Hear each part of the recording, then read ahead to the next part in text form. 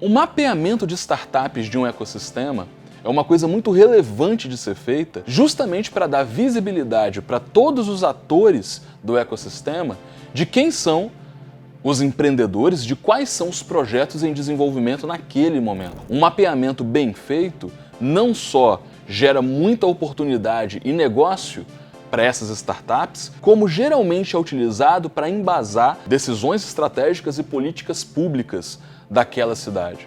Justamente por isso, a forma como você faz o mapeamento e os cuidados que você tem nessa listagem vão fazer diferença porque vão impactar muita gente que vai tomar decisão em torno desse mapeamento. Meu nome é Denis Ferrari, eu sou CEO da Aces Inovação e estou aqui para compartilhar com você um pouco da minha experiência à frente de um habitat de inovação.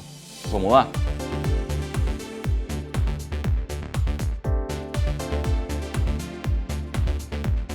Rolou aqui em Vitória, que é a cidade de onde eu estou falando, um mapeamento feito em parceria com a EDP e a Liga Ventures. E a Aces ajudou também nesse mapeamento. Eu não estou aqui para poder falar desse mapeamento específico, até porque foi feito um bom trabalho pela Liga e EDP, mas eu estou aqui para poder falar de características gerais, de problemas ou de melhorias que podem ser feitas nessas estratégias de mapeamento. A primeira coisa quando a gente faz um mapeamento de startup é da gente ter uma definição coerente do que é uma startup. Eu já falei num vídeo anterior que eu vou deixar linkado aqui o que é a definição estrito sensu de uma startup, pelo menos o tipo de projeto que a gente busca para poder investir. E quando você coloca no mapeamento uma definição de startup muito elástica, isso pode fazer com que esses indicadores variem de um jeito não tão legal. É normal você ver em mapeamentos como esse empresas que sim, são inovadoras ou foram inovadoras em algum momento, mas que o seu modelo de negócio não representaria o que a gente chama de startup. Aí, esse mapeamento deveria ter uma categorização do que é startup, empresas inovadoras, inclusive empresas ao concurso. Às vezes tem algumas empresas mais antigas que surgem nesse mapeamento que elas nem vão carecer, nem vão beber de nenhuma iniciativa para desenvolvimento ou fomento de inovação necessariamente. Empresas com mais de 10, 15 anos de existência.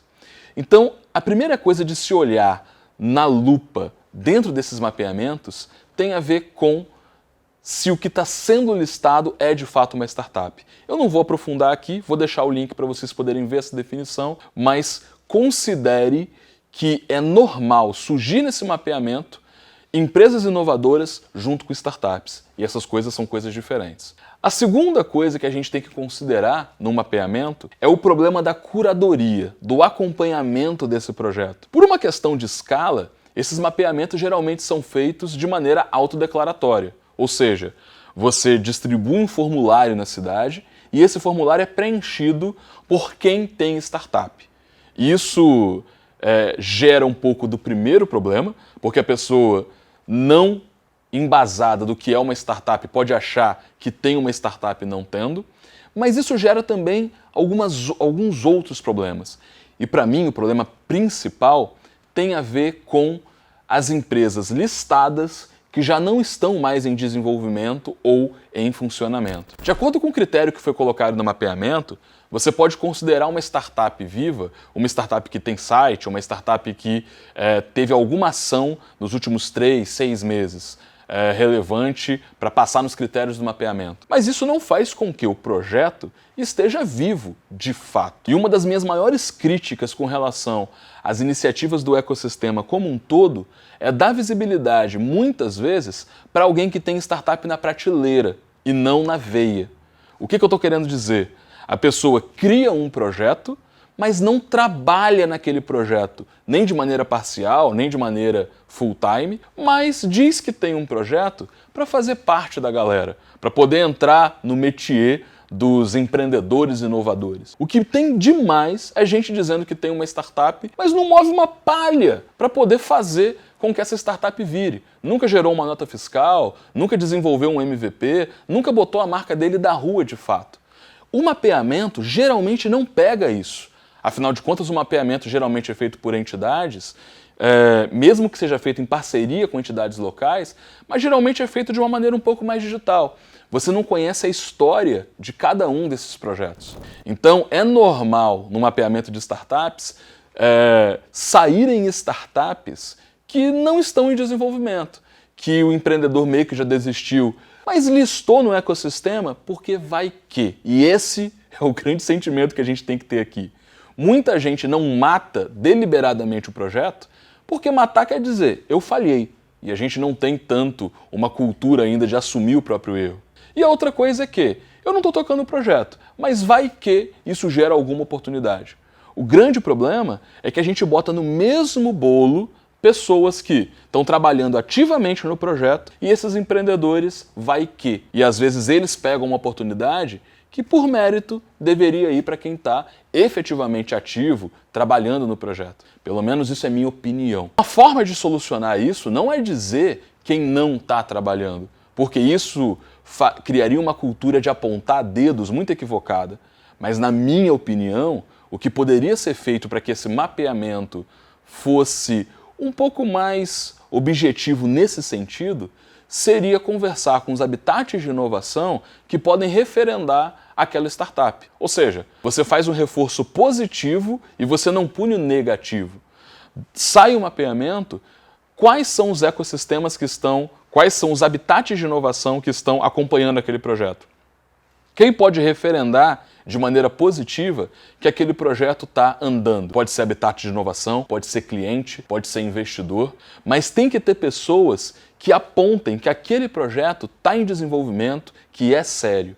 Isso ajudaria muito o ecossistema a ter uma curadoria, ainda assim escalável, de classificação desses projetos. Quem não tiver ninguém para referendar, provavelmente não está trabalhando. E essa referência, como eu falei, pode vir de investidor, pode vir de cliente, pode vir de habitat de inovação. Qualquer pessoa que possa dizer, essa empresa existe, está funcionando e agrega valor para mim de alguma maneira. Isso iria separar muito o joio do trigo dessas estratégias de mapeamento. A terceira coisa que a gente tem que falar quando a gente está falando de mapeamento é a categorização das startups.